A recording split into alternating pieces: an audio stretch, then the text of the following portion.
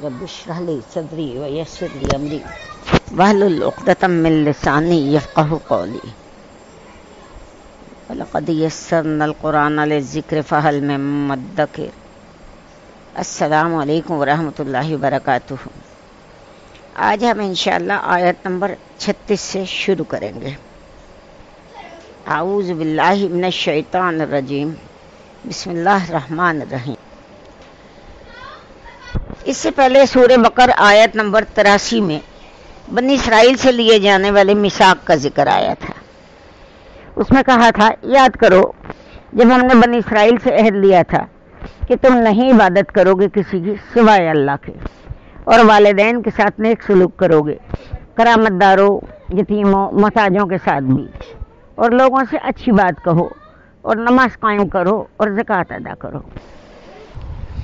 اب یہ دوسرا مقام آ رہا ہے کہ شریعت کے اندر جو چیزیں اہم تر ہیں وہ بیان کی جا رہی ہیں. آیت نمبر 36. وَاعْبُدُوا اللَّهَ وَلَا تُشْرِكُوا بِهِ شَيْئًا، اور اللہ ہی کی بندگی کرو اور کسی چیز کو بھی اس کے ساتھ شریک نہ ٹھہراؤ. وَاعْبُدُوا، اور عبادت کرو اللہ کی، وَلَا تُشْرِكُوا، اور تم نہ شرک کرو، بِهِ، اس کے ساتھ، یعنی ہی کی ضمیر جاری ہے اللہ کی طرف، شیئا، کسی بھی چیز کو. سب سے پہلا حق اللہ کا ہے کہ اسی کی بندگی اور پرستش کرو اور اس کے ساتھ کسی کو شریک نہ ٹھہراؤ. وبالوالدین احسانا، اور والدین کے ساتھ حسن سلوک کرو. قرآن حکیم میں ایسے 4 مقامات ہیں جہاں اللہ کے حق کے فوراً بعد والدین کے حق کا تذکرہ ہے. یہ بھی ہمارے خاندانی نظام کے لیے بہت اہم بنیاد ہے کہ والدین کے ساتھ حسن سلوک ہو، ان کا ادب اور احترام ہو، ان کی خدمت کی جائے، ان کے سامنے آواز پست رکھی جائے. یہ بات صورت بنی اسرائیل میں بڑی تفصیل سے آئے گی. وَبِذِي الْقُرْبَى وَالْيَتَامَى وَالْمَسَاكِينِ، اور قرابت داروں اور یتیموں اور محتاجوں کے ساتھ بھی، یعنی حسن سلوک کرو. وَالْجَارِ ذِي الْقُرْبَى وَالْجَارِ الْجُنُوبِ، اور قرابت دار ہمسائے اور اجنبی ہمسائے کے ساتھ. والجاری، جاری کہتے ہیں اس ہمسائے کو، ذی القربہ، جو کہ رشتہ دار بھی ہو. والجاری، اور ہمسایہ جنوبی، اجنبی ہو. پہلے عام طور پر محلے ایسے ہوتے تھے کہ ایک قبیلہ ایک ہی جگہ رہ رہا ہے، رشتہ داری بھی ہے، ہمسائے بھی ہے، لیکن اگر کوئی اجنبی ہمسایہ بھی ہو سکتا ہے، جیسے آج کل شہروں میں سارے ہی ہمسائے اجنبی ہوتے ہیں. والصاحب بالجنب وابن السبیل، اور ہم نشین ساتھی اور مسافر کے ساتھ بھی حسن سلوک کرو. اور صاحب ساتھی، بالجنبی یعنی جو اجنبی ہو، وابن السبیل، اور مسافر جو ساتھی ہو. ایک ہمسائیگی عارضی نوعیت کی بھی ہوتی ہے. مثلا آپ بس میں بیٹھے ہوئے، آپ کے برابر بیٹھا ہوا شخص جو ہے برابر، وہ آپ کا ہمسایہ ہے. نیز جو لوگ کسی بھی اعتبار سے آپ کے ساتھی ہیں، آپ کے پاس بیٹھنے والے ہیں، وہ سب آپ کے حسن سلوک کے مستحق ہیں. وَمَا مَلَكَتْ أَيْمَانُكُمْ، اور وہ لونڈی غلام جو تمہارے ملک میں ہیں. اور ماں، جو ملکت، ملکیت میں ہے. ایمانکم، تمہارے لونڈی یا غلام، یعنی ان کے ساتھ بھی نیک سلوک کرو. ان اللہ لا یحب من کان مختالا فخورا، اور بے شک اللہ یہ پسند نہیں کرتا ان لوگوں کو جو شیخی خورے ہیں اور اکڑنے والے ہوں.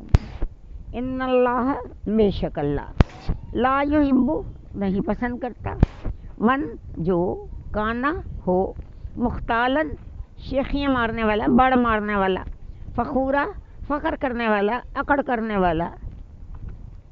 الذین یبخلون ویأمرون الناس بالبخل، جو خود بھی بخل کرتے ہیں اور دوسروں کو بھی بخل کا مشورہ دیتے ہیں. الذین، وہ سب لوگ جو، یبخلون، مضارع ہے، بخل کرتے ہیں، ویأمرون، اور حکم دیتے ہیں یا مشورہ دیتے ہیں، الناس، لوگوں کو، بالبخل، بخل کا. جن میں یہ شیخی خوری اور اکڑ ہوتی ہے پھر وہ بخیل بھی ہوتے ہیں، اس لیے کہ غرور اور تکبر عام طور پر دولت کی بنا پر ہوتا ہے. انہیں معلوم ہے کہ ہمارے پاس جو دولت ہے اگر یہ خرچ ہو گئی تو ہمارا وہ مقام نہیں رہے گا لوگوں کی نظروں میں، ہماری عزت نہیں رہے گی، لہٰذا وہ مال خرچ کرنے میں کنجوسی سے کام لیتے ہیں۔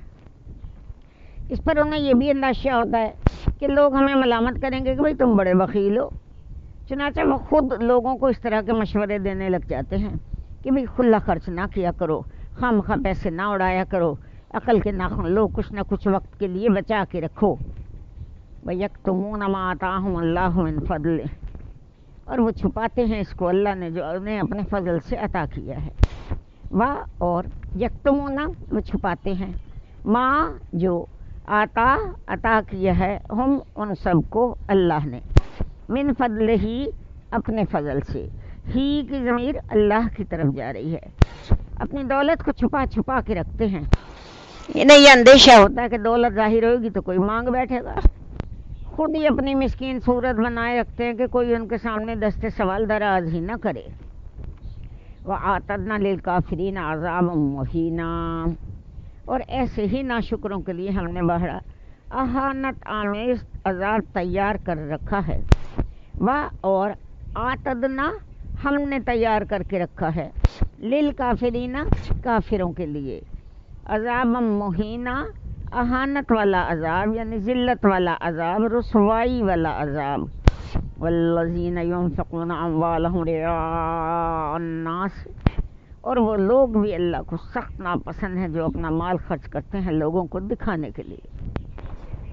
والذین، اور وہ سب لوگ جو ينفقون خرچہ کرتے ہیں، اموالهم اپنے مالوں کو، رئاء دکھاوے کے لیے، الناس لوگوں کو، ولا یؤمنون باللہ ولا بالیوم الآخر، اور وہ نہ ایمان رکھتے ہیں اللہ پر اور نہ ہی یوم آخر پر، اور لا یؤمنون نہیں ایمان رکھتے باللہ اللہ پر، ولا اور نہ بالیوم الآخر یوم آخر پر۔ ومن یکن الشیطان لہ قرینا فساء قرینا، اور ایسے لوگ گویا شیطان کے ساتھی ہیں، اور جس کا شیطان ساتھی ہو جائے تو وہ تو بہت ہی برا ساتھی ہے۔ ومن، اور جس کا یکن ہو جائے شیطان، یعنی شیطان لہو اس کا، قرینن ساتھی، جس کا شیطان ساتھی ہو جائے، فساء یہ سوء سے نکلا ہے یعنی بہت ہی برا ہے، قرینا ساتھی۔ وماذا علیہم لو آمنوا باللہ والیوم الآخر، ان لوگوں پر کیا آفت آ جاتی ہے اگر یہ اللہ اور یوم آخر پر سب کے دل سے ایمان لے آتے۔ اور ماذا کیا ہو جاتا، علیہم ان سب کو، لو کاش یا اگر، آمنو وہ ایمان لے آتے، باللہ اللہ پر، والیوم الآخر اور یوم آخر پر، وانفقوا مما رزقہم اللہ، اور خرچ کرتے اس میں سے جو اللہ نے ان کو دیا، اور انفقوا خرچ کرتے، مما اس میں سے جو، رزق رزق دیا، ہم ان سب کو اللہ نے، اور خرچ کرتے یعنی کھلے دل کے ساتھ خرچ کر دیتے اس میں سے جو اللہ نے ان کو رزق دیا۔ وکان اللہ بہم علیما، اور اللہ تعالیٰ ان سے اچھی طرح واقف ہے۔ اور کانا ہے اللہ، بہم ان سب سے، علیما علم والا، جاننے والا، واقف ہے۔ ان اللہ لا یظلم مثقال ذرہ، یقیناً اللہ کسی پر ذرے کے ہم وزن بھی ظلم نہیں کرے گا۔ ان اللہ بے شک اللہ، لا یظلم مضارع ہے نہیں ظلم کرے گا، مثقالہ یعنی برابر، ذرہ ایک ذرے کے برابر بھی ظلم نہیں کرے گا۔ وَإِن تَكُ حَسَنَةٌ يُضَاعِفْهَا، اور اگر ایک نیکی ہوگی تو اس کو کئی گنا بڑھا دے گا۔ اور ان اگر تکو ہوگی، حسنتاً ایک نیکی، یضاعف وہ بڑھا دے گا، زیادہ کر دے گا، اضافہ کر دے گا، ہاں اس نیکی کو، وَيُؤْتِ مِن لَدُنْهُ أَجْرًا عَظِيمًا، اور خاص اپنے خزانہ فضل سے مزید بہت بڑا اجر دے گا۔ وَيُؤْتِ اور عطا کرے گا، من سے، لدنہ اپنے پاس سے، یعنی اللہ پاک اپنے پاس سے عطا کرے گا، اجرن عظیما، بہت ہی بڑا اجر. جیسے کہ نبی کریم صلی اللہ علیہ وسلم نے تم پہ شہادت دی. نبی مکرم صلی اللہ علیہ وسلم قیامت کے دن کھڑے ہو کر یہ کہیں گے اے اللہ میرے پاس جو دین آیا تھا میں نے انہیں پہنچا دیا تھا. اب یہ اپنے طرز عمل کے خود ذمہ دار ہیں. یہی بات قیامت کے دن کھڑے ہو کے تمہیں کہنی ہے کہ اللہ ہم نے اپنے زمانے کے لوگوں تک تیرا دین پہنچا دیا تھا. اب اس کے بعد اپنے طرز عمل کے یہ خود جواب دیں ہیں. ایسا نہ ہو کہ الٹا ہم پر مقدمہ کر دیں اللہ ان وقتوں نے تیرا دین ہی ہم تک نہیں پہنچایا تھا. یہ تو شہادت کا ایک رخ ہے. لیکن جس کے کاندھوں پر ذمہ داری ڈال دی گئی ہو، واقعہ یہ ہے کہ اس کے لیے تو یہ ایک بہت بڑا بھاری بوجھ ہے. یہاں اس کا نقشہ کھینچا جا رہا ہے کہ قیامت کے دن پھر کیا ہوگا. فَكَيْفَ إِذَا جِئْنَا مِن كُلِّ أُمَّةٍ بِشَهِيدٍ، بس اس دن کیا صورتحال ہوگی جب ہم ہر امت میں سے ایک گواہ کھڑا کر دیں گے. پس کیفا کیسا یا کیا حال ہوگا، اذا جب جئنا ہم لے آئیں گے، من کل امت ہر امت میں سے بے شہید ایک گواہ، یعنی اس نبی اور رسول کو گواہ بنا کر کھڑا کر دیں گے جس نے اس امت کو دعوت پہنچائی ہوگی. وجئنا بک علی ہؤلاء شہیدا، اور اے نبی کریم صلی اللہ علیہ وسلم ہم آپ کو بھی لائیں گے ان پر گواہ بنا کر. اور جئنا ہم لائیں گے، بکا کا مطلب ہے تجھے، یعنی اے محمد صلی اللہ علیہ وسلم ہم آپ صلی اللہ علیہ وسلم آپ کو بھی لائیں گے اللہ پر، ہؤلاء ان سب پر، شہیدہ گواہ بنا کر. یعنی اے محمد صلی اللہ علیہ وسلم آپ کو کھڑے ہو کر کہنا ہوگا کہ اللہ میں نے تیرا پیغام ان تک پہنچا دیا تھا. یعنی عدالت خداوندی میں نبی کریم صلی اللہ علیہ وسلم استغاثہ کے گواہ کی حیثیت سے پیش ہو کر کہیں گے کہ اللہ تیرا پیغام جو مجھ تک پہنچا تھا میں نے ان کو پہنچا دیا تھا. اب یہ خود ذمہ دار و جواب دہ ہیں. چنانچہ اپنی ہی قوم کے خلاف گواہی آ گئی. جیسے اللہ ہؤلاء شہیدہ، اللہ ہمیشہ مخالفت کے لیے آتا ہے. ہم تو ہاتھ پر ہاتھ دھرے شفاعت کی امید میں بیٹھے ہیں جی، بس ہماری شفاعت ہو جائے گی، ہمارے چاہے خلاف جتنے مرضی مقدمے ہو جائیں، اللہ کے رسول دربار خداوندی میں ہمارے خلاف گواہی دے دیں گے کہ اللہ میں نے تیرا دین ان کے سپورٹ کر دیا تھا، اب اسے دنیا میں پھیلانا ان کا کام تھا، انہوں نے خود اپنے دین کو چھوڑ دیا. تو وہاں پر تو پھر ہمارے خلاف گواہی ہو جائے گی، اور ہم بیٹھے ہیں شفاعت کے انتظار میں کہ بس شفاعت ہو جائے گی، ہم بخشے جائیں گے، بس ہم نے کلمہ پڑھ لیا ہمارے لیے کافی ہے جی، بس نماز پڑھو یا نہ پڑھو، روزے پڑھو یا نہ پڑھو، حضور پاک صلی اللہ علیہ وسلم کی نعتیں پڑھتے رہو، ان سے دعائیں مانگتے رہو. حالانکہ دعا مانگنے کا حق صرف اللہ کے آگے ہے، اللہ سے دعا مانگی جاتی ہے. ایک دفعہ حضرت عبداللہ بن مسعود سے رسول پاک صلی اللہ علیہ وسلم نے ارشاد فرمایا کہ مجھے قرآن سناؤ. انہوں نے عرض کیا حضور آپ کو کیا سناؤں، آپ پر تو آپ صلی اللہ علیہ وسلم پر تو نازل ہوا ہے.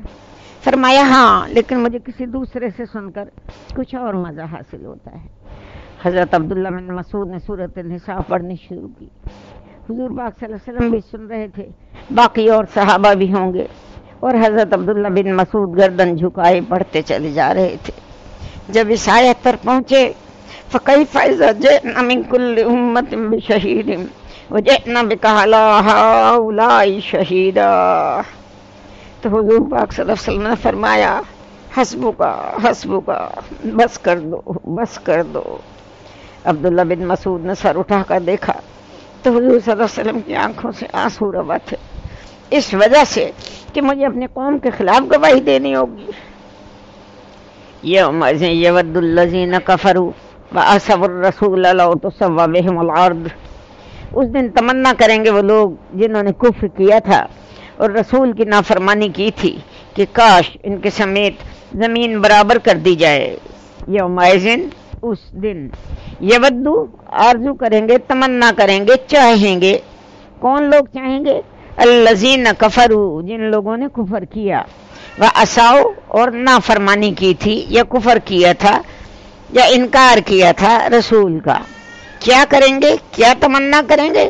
لو کاش تسوا مساوی کر دی جائے، برابر کر دی جائے، بہم ان سب پر، الارض زمین، یعنی کسی طرح زمین پھٹ جائے اور ہم اس میں دفن ہو جائیں۔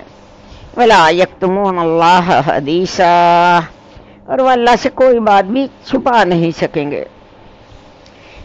اور لا نہیں، یکتمون وہ چھپاتے ہیں یا چھپائیں گے اللہ سے، حدیثا ایک بات بھی۔ یا ایھا الذین آمنوا لا تقربوا الصلاۃ وانتم سکارا، اے اہل ایمان نماز کے قریب نہ جاؤ اس حال میں کہ تم نشے کی حالت میں ہو۔ یا ایھا الذین آمنوا، اے ایمان والو، لا تقربوا نہ قریب جاؤ، الصلاۃ نماز کے، وانتم جبکہ تم سب سکارا نشے کی حالت میں ہو، حتی تعلموا ما تقولون، یہاں تک کہ تم جان لو کہ جو کچھ تم کہہ رہے ہو، حتی یہاں تک کہ، تعلموا تم جان لو، ما جو، تقولون تم کہہ رہے ہو۔ سورہ بقرہ میں آیت نمبر 219 میں شراب اور جوئے کے بارے میں محض اظہار ناراضگی فرمایا گیا تھا۔ اب اگلے قدم کے طور پہ شراب کے اندر جو خباثت، شناعت، برائی کا پہلو ہے اسے ایک مرتبہ اور اجاگر کر دیا گیا کہ نشے کی حالت میں نماز کے قریب نہ جایا کرو، جب تک نشہ اتر نہ جائے، تمہیں معلوم نہ ہو جائے کہ تم کیا کہہ رہے ہو، اس وقت تک نماز نہ پڑھا کرو۔ چونکہ شراب کی حرمت کا حکم ابھی نہیں آیا تھا تو لہذا بعض لوگ نشے کی حالت میں ہی نماز پڑھنے کھڑے ہو جاتے اور کچھ کا کچھ پڑھ جاتے۔ ایسے بھی واقعات پیش آئے کہ کسی نے نشے میں نماز پڑھائی اور لا اعبد ما تعبدون کے بجائے اعبد ما تعبدون پڑھ دیا۔ اس پر خاص طور پر یہ آیت نازل ہوئی۔ حتی تعلموا ما تقولون کے الفاظ قابل غور ہیں کہ جب تک تم شعور کے ساتھ سمجھ نہ لو کہ تم کیا کہہ رہے ہو۔ اس کے بارے میں ایک اشارہ ادھر یہ بھی ہو گیا کہ بے سمجھے نماز نہ پڑھا کرو۔ مدہوشی کی وجہ سے پہلے ہی تمہیں سمجھ نہیں آ رہا، غلط سلط پڑھ رہے ہیں تو اب اس سے روکا جا رہا ہے۔ اور دوسری بات سمجھتے ہی نہیں ہے کہ نماز میں کیا پڑھ رہے ہیں۔ قرآن کہہ رہا ہے کہ تمہیں معلوم ہونا چاہیے کہ تم کیا کہہ رہے ہو۔ اب جنہیں قرآن مجید کے معنی نہیں آتے، نماز کے معنی نہیں آتے، پوری نماز پڑھ لیتے ہیں اور یہی نہیں پتا ہوتا کہ ہم نے کیا پڑھا ہے، انہیں کیا پتا کہ نماز میں وہ کیا پڑھ رہے ہیں۔ ولا جنبا الا عابری سبیلا حتی تغتسلوا، اور اسی طرح جنابت کی حالت میں بھی نماز کے قریب نہ جاؤ جب تک غسل نہ کر لو، یہ کہ راستے سے گزرتے ہوئے۔ ولا اور نہیں، جنبن جنابت کی حالت میں، یعنی نماز کی بات ہو رہی ہے کہ نماز کے قریب نہ جاؤ۔ جو اس آیت میں شروع میں لکھا ہوا لا تقربوا الصلاۃ، نماز کے قریب نہ جاؤ، تو یہ حکم بھی اسی بارے میں ہے۔ اللہ مگر عابری راستے سے گزرتے ہوئے، سبیلن یعنی راستے سے، حتی یہاں تک کہ تغتسلوا تم غسل کر لو۔ اگر تم نے اپنی بیویوں سے مباشرت کی ہو یا احتلام وغیرہ کی کوئی شکل ہو گئی ہے تب بھی تم نماز کے قریب نہ جاؤ جب تک غسل نہ کر لو۔ اللہ عابری سبیل کے بارے میں بہت سے قول ہیں کہ حالت جنابن میں مسجد میں نہیں جانا چاہیے، یہاں تک کہ کسی کام کے لیے مسجد میں سے گزرنا ہو۔ بعض نے اس سے مراد سفر لے لیا ہے، وَإِن كُنتُم مَرْضَىٰ عَلَىٰ سَفَرٍ، اور اگر تم بیمار ہو یا سفر کی حالت میں ہو۔ اب اس آیت کا بھی حکم جو ہے وہ وہی جا رہا ہے، وَلَا تَقْرَبُوا الصَّلَاةَ، نماز کے قریب نہ جاؤ اگر تم بیمار ہو یا سفر میں ہو۔ آدمی کو تیز بخار ہے یا کوئی اور تکلیف ہے جس میں غسل کرنا مضر ثابت ہو سکتا ہے تو تیمم کی اجازت ہے۔ اسی طرح اگر کوئی شخص سفر میں ہے اور اسے پانی دستیاب نہیں ہے تو وہ بھی تیمم کر لے۔ او جاء احد منکم من الغائط، یا تم میں سے کوئی قضائے حاجت کے بعد آیا ہو، او یا جاء آئے، احد کوئی ایک، منکم تم میں سے، من الغائط، غائط کہتے ہیں نشیبی جگہ کو، جہاں پر پہلے لوگ نشیبی جگہ پر جا کر قضا حاجت کیا کرتے تھے۔ او لامستم النساء، یا تم نے عورتوں کے ساتھ مباشرت کی ہو یا ان کو مس کیا ہو. فلم تجدوا ماء، پھر تم نہ پاؤ پانی. فا پس لم مضارع سے پہلے آتا ہے، ماضی کے معنی دیتا ہے. تجدو تم پاتے ہو یا پاؤ، لم تجدو تمہیں نہ ملے یا تم نے نہ پایا ہو، ماء پانی. فتیمموا صعیدا طیبا، تو بس تم تیمم کر لو. سعیدن کہتے ہیں مٹی کو، طیبن پاک. یعنی وہ تمام صورتیں جس میں غسل یا وضو واجب ہے، ان میں اگر بیماری غسل سے مائع نہ ہو، حالت سفر میں نہانا ممکن نہ ہو، قضاء حاجت ہو، یا عورتوں سے مباشرت کے بعد پانی دستیاب نہ ہو، تو پاک مٹی سے تیمم کر لیا جائے. فامسحوا بوجوہکم وایدیکم، اور اس سے اپنے چہروں اور ہاتھوں پر مسح بھی کر لو. فا پس امسحوا مسح کر لو، بے وجوہ اپنے چہروں کو، کم تم سب، اور ایدی اور ہاتھوں کو، کم تم سب اپنے ہاتھوں اور چہروں کو مسح کر لو. ان اللہ کان عفوا غفورا، یقیناً اللہ تعالیٰ بہت معاف کرنے والا اور بخشنے والا ہے. وآخر دعوانا ان الحمد للہ رب العالمین. صدق اللہ العظیم.